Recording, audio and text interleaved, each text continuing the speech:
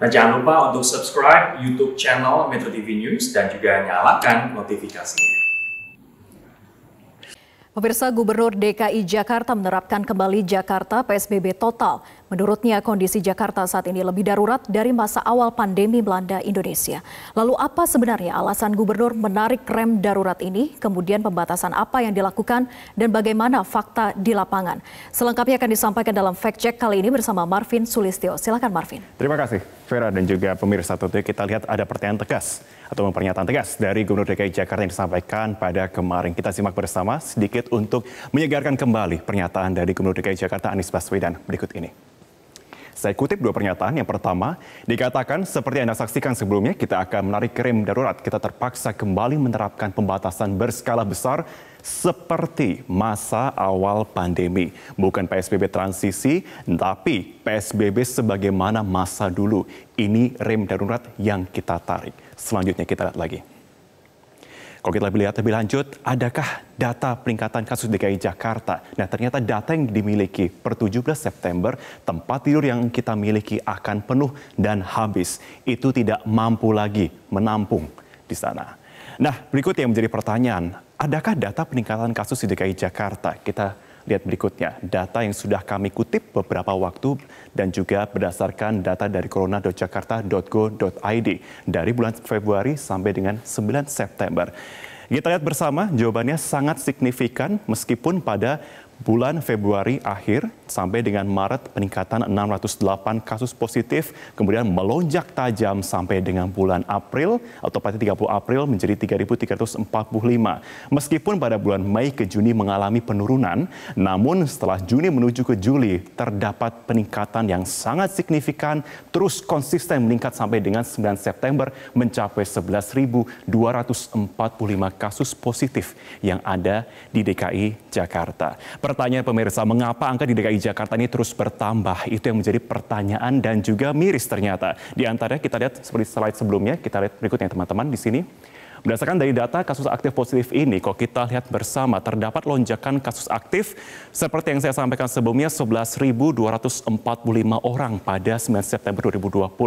Padahal pemirsa jumlah warga yang dites PCR selama sepekan terakhir ada 59.146 orang dan jumlah ini melebihi target WHO untuk pengetesan tiap pekannya, yakni terdata 10.654 minimal untuk warga di DKI Jakarta. Artinya warga Jakarta ini sudah melakukan tes 5 kali lipat dari standar WHO. Nah, sementara itu persentase kasus positif sepekan terakhir di Jakarta adalah 12,2%.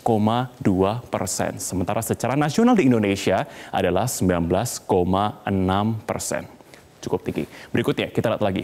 Menurut data dari Dinas Kesehatan pemirsa dan melanjutkan pernyataan dari Gubernur DKI Jakarta bahwa ketersediaan tempat tidur isolasi di Jakarta akan mengalami krisis. Menurut pendataan Dinkes, tempat tidur isolasi akan terisi penuh pada 4.053 unit tepatnya pada 17 September atau beberapa hari mendatang.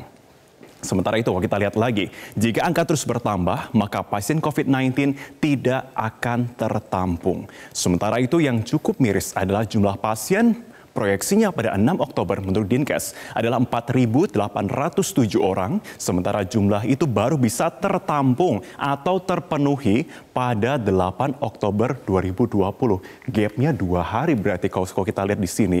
Artinya selama 2 hari maka pasien tidak akan tertampung.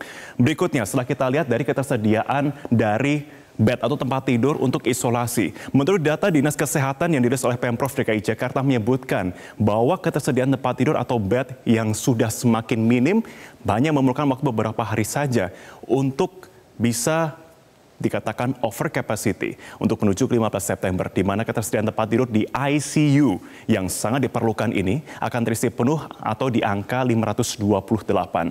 Artinya apa? Setelah 15 September, jika tidak ada tindak lanjut atau kasus terus bertambah, maka pasien COVID-19 yang membutuhkan bed ICU tidak akan tertampung. Sementara itu menurut data 15 September, jumlah pasien diproyeksikan akan mencapai 636 orang dan jumlah tempat tidur 636 unit ini baru tersedia pada 8 Oktober. Artinya jika melebihi dari itu, maka tidak akan tertampung. Orang yang memerlukan bantuan medis secara mendesak, secara langsung tidak akan bisa terfasilitasi. Berikutnya kita lihat lagi di sini pemirsa. Sesuai dengan tarik rem darurat untuk melakukan PSBB, maka pemerintah memberlakukan kebijakan bekerja, belajar, dan beribadah di rumah. Nah, kita lihat ada beberapa aturan yang disampaikan di sini, di mana seluruh tempat kegiatan usaha non-esensial harus tutup dan melaksanakan mekanisme WFH atau work from home, bekerja dari rumah secara penuh. Sementara hanya ada 11 bidang usaha esensial yang boleh tetap berjalan, di antaranya seluruh tempat ibadah ini ditutup dengan penyesuaian atau terbatas. Sekali lagi terbatas pada komunitas lokal dengan menerapkan protokol kesehatan yang sangat ketat. Selain itu, seluruh tempat hiburan harus tutup dan usaha makanan hanya menerima pesanan untuk dibawa pulang atau diantar atau makan di tempat tidak diperbolehkan. Selain itu, seluruh kegiatan publik dan kegiatan kemasyarakatan juga harus ditunda, serta tidak boleh ada kerumunan sama sekali di lingkungan publik. Nah, sementara itu dalam segi transportasi publik ini pun akan kembali dibatasi dengan ketat dan juga jam operasionalnya. Sementara ganjil genap untuk sementara ditiadakan. Berikutnya kita lihat lagi. Kita lihat di satu sisi pemirsa, di mana Gubernur DKI Jakarta Anies Baswedan ini mengizinkan ada 11 sektor usaha untuk bisa beroperasi dengan pembatasan seiring dengan penerapan kembali PSBB di ibu kota. Nah, dikutip dari Pergub nomor 33 tahun 2020 tentang pelaksanaan PSBB, 11 sektor tersebut akan bisa beroperasi dengan kapasitas minimal dan juga peraturan yang sangat ketat, di antaranya dari sektor kesehatan, bahan pangan, makanan atau minuman, kemudian dari sektor energi, komunikasi dan IT, sektor keuangan, dan juga logistik. Berikutnya, total ada 11. Kita lihat lagi di sini bahwa selain dari 6 sektor tadi, ada juga sektor perhotelan, konstruksi, industri strategis, pelayanan dasar, utilitas publik, dan objek vital nasional, dan pemenuhan kebutuhan harian. Di sini, selanjutnya, pemirsa.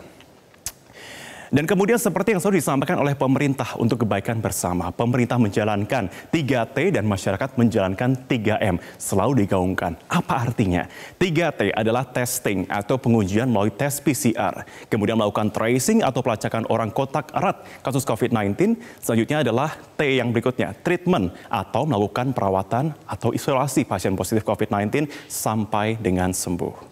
Kemudian bagi masyarakat bisa melakukan 3M atau memakai masker, menjaga jarak, dan mencuci tangan. Pemirsa, marilah kita bersama-sama memerangi pandemi ini dengan kooperatif. Semakin cepat minimalisasi kasus, semakin cepat pula roda perekonomian kita akan kembali berjalan. Demikian pemaparan saya, kita kembalikan ke rekan Vera. Silakan. Baik, terima kasih Marvin Sulistyo atas pemaparan Anda dalam Fact Check.